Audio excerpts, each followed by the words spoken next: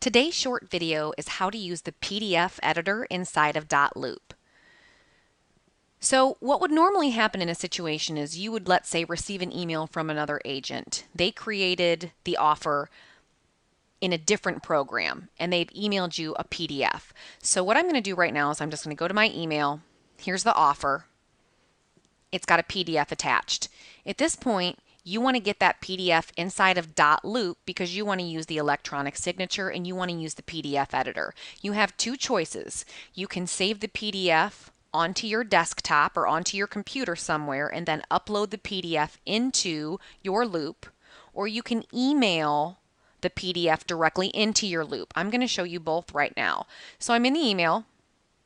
I'm going to download the PDF and then I'm going to save it anywhere on my computer. Now when I go back to dotloop, I can find that loop. Now this was my listing, so I already have a loop started. I'm going to go into my loop. And then I'm going to add the document from my computer because I just saved it on my computer.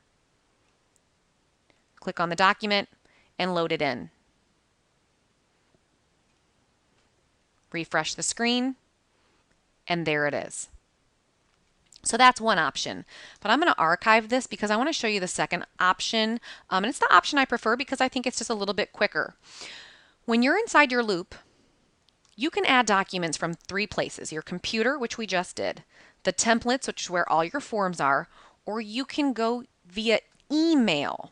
So when you click on email, there's this odd looking email address, and when you click right on that, it will highlight it. So if I right click and copy, I just copied that email address to my clipboard, because what I can do is I can forward the email that was sent to me from the other agent that contains the attached PDF. It's right there down at the bottom, and I can forward that directly to my loop. In the email address field, I'm going to paste in the loop email address and I'm going to hit send. What that's going to do is it's going to forward the email directly into my loop. Go back to my loop. I'm going to refresh this screen.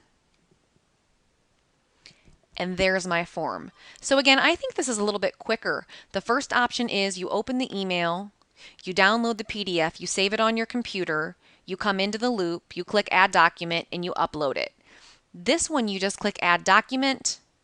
Again, you click on email, you grab the email address, and then you can forward the email directly into the loop, and your offer will appear. So now that we've got the offer inside the loop, I'm just going to click on it to open it up. And you're going to notice that when it opens, it is not in the interactive format. I can't click and type in any of these fields. But what I do have available to me is a full PDF editor. On the toolbar at the top, I can add signatures, I can add text, and there's also a more button where I can add initials, dates, I can do check boxes, I can strike through things. It's a full PDF editor and it's very easy to use. So let's just say that I've talked to my seller and they want to change the purchase price on this. I'm going to go to more. I'm going to click on the strike through.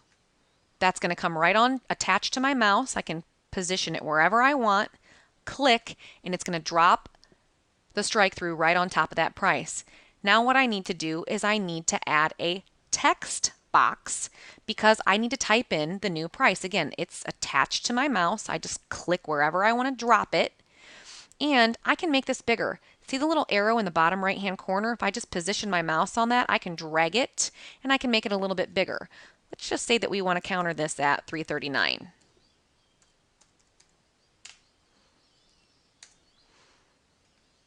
Now I'm going to make this even a little bit smaller now just to match my typing. And then what else do we need to do? If we're going to change the price, by the way, I can also now position this. See the four arrows? I can drag this down closer to here if I want. So maybe I want to position it right above the price. There we go. I need initials now because any changes on the contract need to be initialed. So I'm going to click on add initials. Two things happened. Add initials is on my mouse, but it's also at the top of the screen now. It put it up on my menu bar. So I'm going to drop the initials right here. Now when I add initials, I need to assign that field to someone because the system doesn't know whose initials go here. So when I position my cursor right over that, I can assign this field. I click on that. It's going to pull up all of my buyers and sellers. Whoops.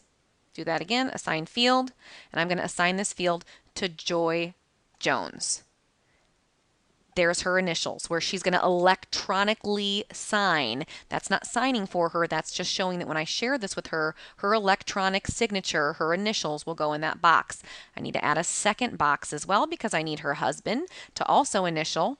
Put my cursor over top, click assign field, go back up and drop Roy's initials. Now Joy and Roy can both initial the price change.